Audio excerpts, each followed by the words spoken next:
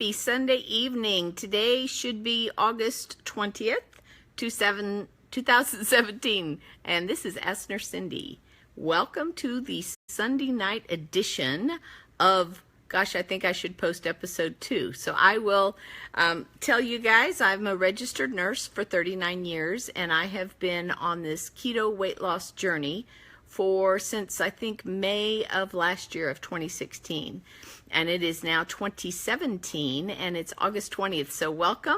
I'm glad to have you guys all with me tonight. So what we're going to talk about tonight, I'm starting to do different things that I'm putting in as episodes. This is episode 2 of Common Keto Questions. So hi, Steve Davis, my brother. Hi, darling. How are you? Steve Davis is my brother who's also a registered nurse, and he has his own Facebook page about his journey called Keto Kaleidoscope. So here's my medical disclaimer about episode number 2. I am not a doctor. I'm a registered nurse. I'm not here to diagnose, treat, or cure. I'm here to chronicle my journey and what's been working for me. So tonight's topic is, do I have to exercise on keto to lose weight? Do I have to? Well, the simple answer is no. You don't have to. You find your best benefits in weight loss from what you put into your mouth or not put into your mouth, compared to feeling like you have to go grind out an hour on the treadmill, or you have to get a personal trainer, or this, that, or the other to lose weight. Now that's very different from, would exercise benefit my health? But let's just talk about for a few minutes about what the actual question is. Do I have to? One of the things, when I listen to different podcasts, when I look at reputable researchers, I posted a video earlier today from Dr. Eric Westman. He's from Duke University. He has a medical weight loss and obesity clinic. He treats a lot of type 2 diabetics, and it was a lecture from Low Carb Breckenridge. Anytime you see podcasts with Low Carb Breckenridge, Low Carb Down Under, Low Carb Vail, these are reputable researchers, and when they state their, during the podcast, you can pretty much lean into their research and you can trust it, in other words. And so the way he explained it is that the very most important thing, especially when you're starting out. So I love the way he said it. He says, at first, he has 2 phases. At first, when you just start out, and then. Meaning, and then later on when you've got that dialed in. So at first, there's enough changes in your lifestyle, enough stressors, trying to understand what macronutrients are and how to avoid carbs and how to manage eating out and how to manage Sunday dinners with families, that to add exercise to the program he's found is counterproductive. So in other words, it's counterproductive. It does not help because they increase their stress level, and increased stress, he didn't say all of this part, increases cortisol, that raises your insulin, then you start storing fat. So basically what he says is the at first group, what he tells them to do is to, at first, no, don't worry about it. Then later, and I think this applies to so much in keto, at first, no, don't fret. Learn how to control your carbs. Learn how to listen to your body's signals. I tried, when I was in San Diego, I was like, oh, I'm going to exercise 5 days out of 7. Who's going to join me? And I did that for about a week and a half, and I was not accountable to you guys. But I did. Just one thing I have found is that you have to enjoy it. If you're going to add physical activity, and that's what I want you to think of in the at first group, I want you to think of it as physical activity. Be more active. During commercials, if you're a TV watcher, get up and walk around. I've talked about my potty squatties, where when you're getting up off of the toilet, to do some squats where you're up and down, where you're working your quads, where you're working your thighs. We love to go dancing. If any of you live in San Antonio, there's a little town right outside called Helotes. And in Helotes, there's a very, very famous Texas two-step or country dance store. It's called Floor Country Store, F-L-O-R-E, Country Store. Look it up. Tonight we went and listened, and almost every Sunday night, if I'm in town, you can find me there from about 6 o'clock at night to 8 o'clock with my husband, who loves to take me out dancing. That's how I met him.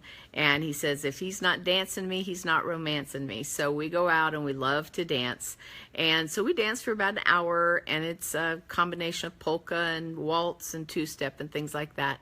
So that's enjoyable, and it's something I look forward to doing. So do you need to? Do you have to? No, because you will never outrun a bad diet. You will never out treadmill a bad a bad eating plan. So when you are thinking through what you need to do, what's most important at first is to get the 20 carbs or less under control. One of the things Dr. Eric said on his video today was that he had one patient who thought it was carbonation. So carbohydrates, what is 20 grams? I did a video a while back on what are net versus total carbs. So if you want to do total carbs, it's 50. If you want to do net carbs, it's 20 or less. You don't have to eat that many. There's not a single essential carb that we need. There's essential fatty acids from fats. There's essential fatty acids, essential amino acids from proteins, but there's not a single essential carb. In fact, Steve did a video on that. So let's see who's in. Oh, Jenna, my love, how are you? My twin, who we were separated from birth, but we had separate mothers, so it's just Lincoln, Nebraska. Hi, Robin. Hi, Sue. Hi, Jessica. Yes, episode 2. The next one's going to be on hair thinning. For those of you that I'm checking through my. So Lori, you love CrossFit, but you did drop down to 3 days a week. Added long walks on my days off. Yeah, exercise. You're exactly right, Lori. Exercising, if you hate it, is torture. And then what it's going to do, it's going to cause you to have a disgust of the entire program. So would I like us all to be more active? Yes. Do I think that there's some value with high intensity, the interval training? Yes. If you enjoy certain things, I love a good Zumba class. I love anything where I dance. I do my potty squatties. Every time I go to the bathroom, I try to do 5 to 10 reps. I do, which I think is pretty funny, potty squatties. I need to have like a whole video on that with clothes on. I'm so funny. Anyway, so what else was I going to say? Muscle mass is more important than aerobics. Researcher after I know, I'm so funny. Muscle mass versus aerobics is more important to us for weight loss. Why? Because muscle mass increases your metabolic rate, your resting metabolic rate. It increases your furnace. Okay, so that's it. It's not a long one tonight because I am going to go make mashed cauliflower. My husband's barbecuing some leg quarters out on the Barbie.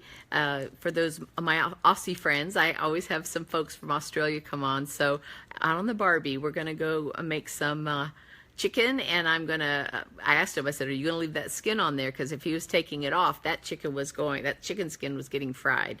Because if you haven't seen my video on fried chicken skins, oh my gosh, they're just amazing. But anyway, you'll never outrun a bad diet. At first, don't worry about exercising at all, would be my advice. My advice, I'm what they call an N of 1 in research. That means it's my personal opinion. And from what I've heard from listening to other people. Then later, so we're going to have 2 phases, at first and then the then later group. Then later, if you want to tone, if you want to add muscle, if you happen to enjoy something, if you want to start mowing your own grass, if you want to scrub any activity increase is excellent. But don't feel belabored, don't feel overwhelmed that you have to do that. Now, those of you that follow me are typically in the age 40 on up. Most of my followers are women over the age of 50. So those of us that haven't grown up in a really athletic lifestyle, this should be very good news. So feel free to share this, and this is the end of episode 2. I am so funny. So Donna, I think you're funny too because, well, I like you a lot because you like me. Hi, Natalie. Rome, Georgia. Yay. My daughter lives in Lawrence, Georgia. Do I ever eat fruits? Lauren Schrader asked that question. Lauren, when I do, I work it into my carb count of all the things I track. I track my carbohydrates. I've done it for so long that I don't fret so much. So I might, like when I'm away and I'm eating a buffet for breakfast, I'll have my eggs. But if they have really big, beautiful blackberries, or if they have a couple of blueberries, I'll grab 3 or 4 of those. I don't, when I make my husband the keto ice cream, which is just an amazing treat. See, keto's not a trigger, ice cream's not a trigger food for me, so I don't care if I have it in the house. So I'll put some blueberry compote in it for him, and I make that with organic frozen blueberries that I bubble down till they get thicker. I add a little bit of unflavored gelatin, like unflavored Knox gelatin to it to thicken it up with some swerve in it, and then I let it cool, and I blend that in at the end of the ice cream cycle on my Cuisinart ice cream maker. So, but I don't eat a lot of fruit because of the, certainly I fret about my blood sugar spiking. When your blood sugar spikes, then you're going to have a response from your body. The body's going to have insulin released. The insulin's going to drive that glucose or whatever energy is in your bloodstream in and force you to store it. Insulin, I need to just do one on how insulin is such a bully. If you eat fruit, you are going to trigger insulin because your blood sugar is going to go up. So I limit it. When I do have it, it's berries. I typically will not have them by themselves. I will have them with some sort of protein, like with a breakfast or something. I really don't miss them. I'll drink some flavored BAI drinks, or I will I'll do like some sugar-free Jello on occasion that gives me that sort of fruity thing, but not so much. So good question. And fruit is actually, the fructose in fruit is forced to be metabolized in the liver. So it's really hard on the liver. It's one of the reasons people have non-alcoholic fatty liver disease. Diana, hi from Paris, Arkansas, 6 months in, 46 pounds down, keto for life.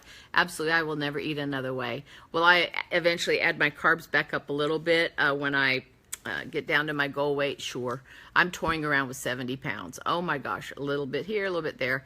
So I do need to probably mix things up a little bit.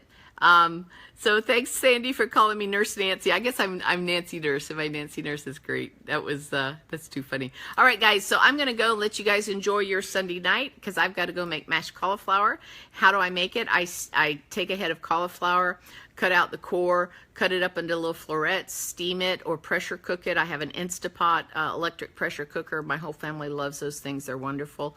And then I get it nice and soft, and I take my immersion blender, and I blend that up till it's nice and runny. Well, not runny. And then I add butter and sour cream. I might add some cream cheese, salt and pepper. If you want to add some garlic and cheddar, you can to make them cheddary. They're very good, and they're calling me. So you guys, thanks for following me. Feel free to share this with anybody. Remember, at first, getting the diet under your belt is most important. And then later, if you want to add some exercise, absolutely. There's tons of people out there that have great exercise videos. I've posted a couple by my friend Howard Utra, and he's a self-defense guru, and he does keto too. We discovered that at a conference together.